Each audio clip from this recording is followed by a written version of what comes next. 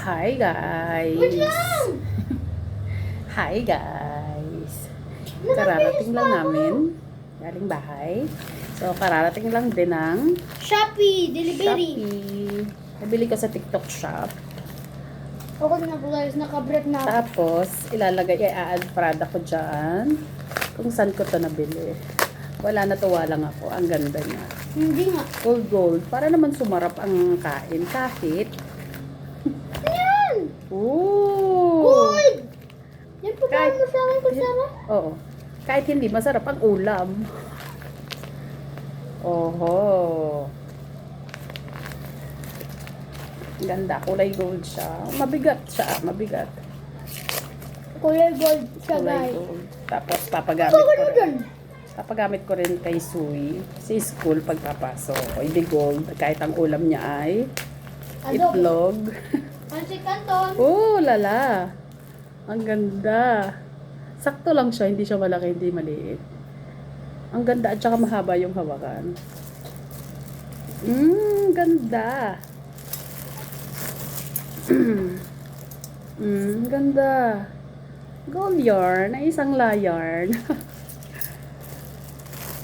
Tatlong peraso lang binili ko. Trinay ko muna. Idadalawa lang naman kami dito ni Sui. Ganda. Gagamitin na namin ito. Pero syempre, mas paborito din natin palagi nakakamay kumain. Syempre, para maiba naman. Ang ganda nung, ganito ang gusto kong kutsara. Yung tinidor at kutsara. Yung mahaba yung hawakan.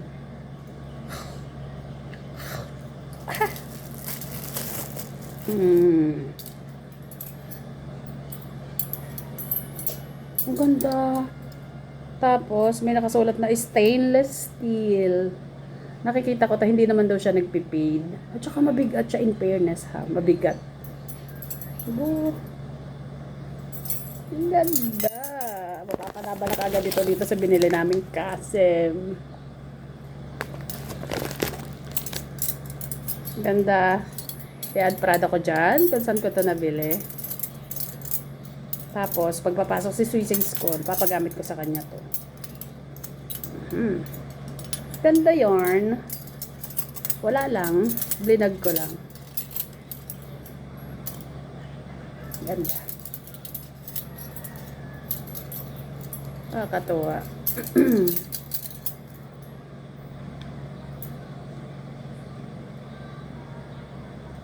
Yun lang guys.